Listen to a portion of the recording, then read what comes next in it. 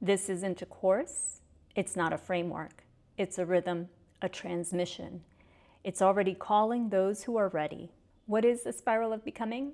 That's what I want to talk to you about today. My name is Elizabeth Echevarria, and I developed this actually as a transmission, or rather, it was given to me as a transmission. It wasn't strategized at all. I've been living in this way for about 8-9 years, and it's really helped me in my personal development and growth, and I think it can help you as well. And that is why I am here sharing this with you today. So let's talk about what you're going to receive inside the spiral of becoming. We will have bi-weekly ceremonies during the new moon and the full moon. And that means that we will gather on Zoom live. Of course, it will be recorded, so you can watch it in case it's not happening at a time that you can make it live at.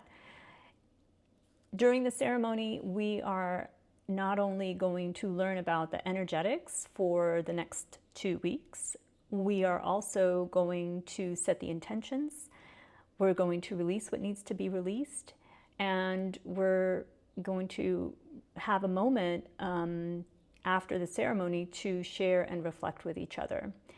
There will also be times where guests come in, and I have selected some very special guests to join us.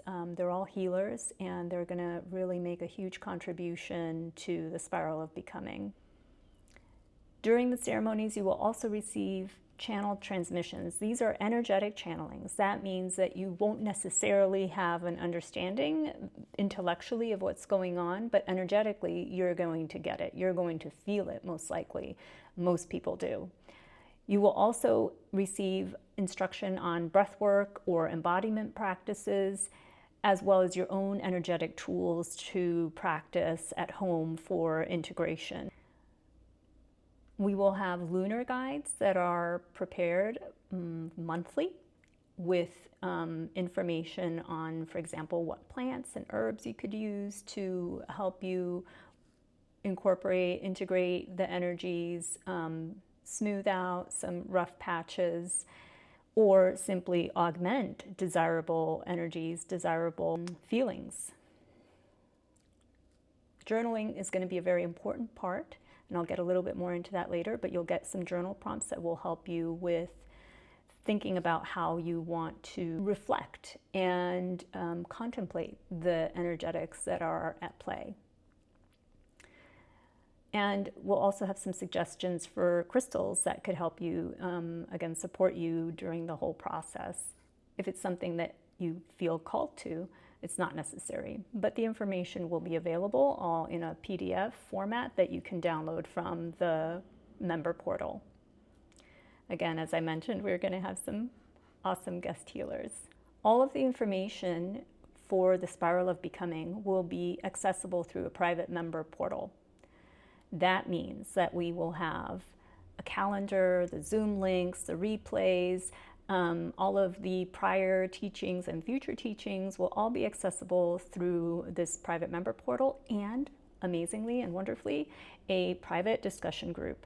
So no scrolling through endless feeds of Telegram or WhatsApp posts, and you're also out of Facebooks or other type of public platforms that can feel somewhat invasive to your privacy with all of the information that's shared on them. So this is a very important part of the Spiral of Becoming, because how we experience our growth is not just through our own reflections and keeping it all to ourselves, but rather when we share in community and when we mirror to each other what we're experiencing, and that really helps accelerate our growth, and I really look forward to that aspect of it. How you engage with it will be, of course, completely up to you. There will be many opportunities of many different things to do. I mentioned the definite bi-weekly meetings, ceremonial meetings, but we will also have other impromptu gatherings. And again, it all depends on your bandwidth. Do you have the time? Do you have the energy to join? You can do everything on your own pace. You don't have to be live. Of course, being live is very precious, and I strongly encourage it. but it's always up to you. Same with all of the recommended practices. You don't have to do all of them. You can pick up one that you're going to do through the entire month or 2-week period. It's all good. You're the boss. And just to reflect a little bit on my own personal practice that led me to developing this. So I get up every morning pretty early, 5:30 in the morning usually, sometimes a little bit earlier, meditate for at least half an hour, if I have time, 1 hour, but that can always be variable with kids in the household. And I like to take walks in nature. I try to get at least 1 to 2 walks out in the woods, like longer walks per week, if not more often, even for shorter walks, because it does make a difference and I feel it.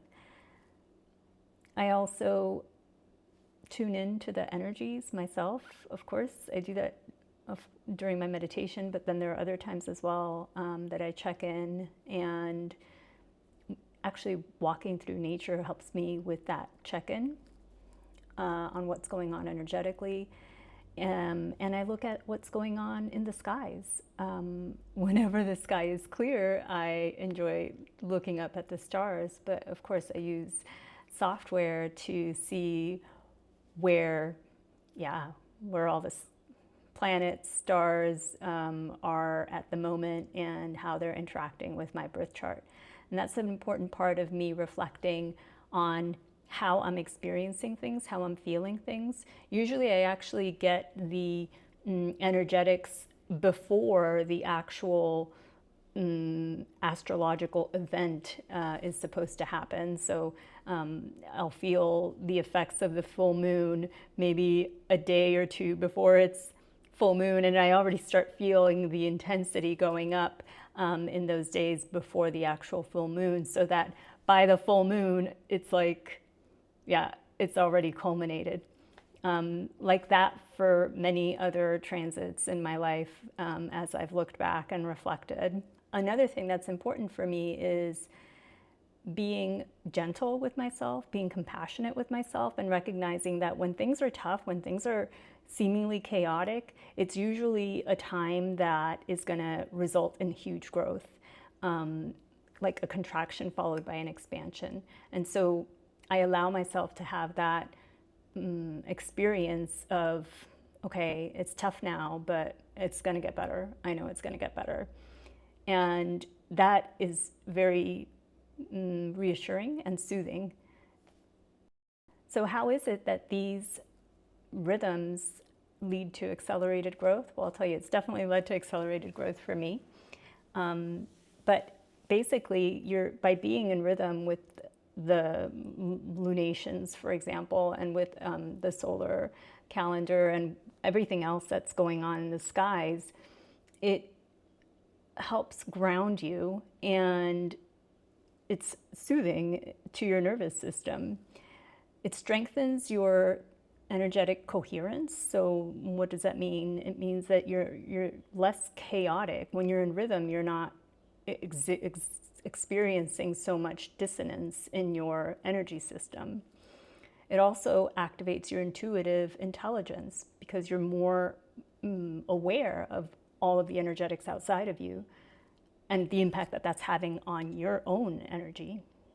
So that is all a part of the process of developing your intuition and expanding your intuition into also including cosmic intuition. Who is this for? Well, it's for everyone, really. It's not just for women. It's for all who feel the call. And it's for you if you feel that stirring, that readiness for more. It's for you then. It's for you if you're ready to let go of old cycles. If you want to take charge of your life in a way that says, no, I know this story and I'm not going to go there anymore. It's for you if you're ready to grow and expand to who you are truly inside. The spiral is open. Are you ready to remember who you are? Join now. Watch the next video and check out the link in the description for more information. And if you like this type of video, please let me know in the comments, give it a thumbs up, subscribe, and if you have any additional questions, please reach out to me through the comments. I will answer every one of them. Thank you.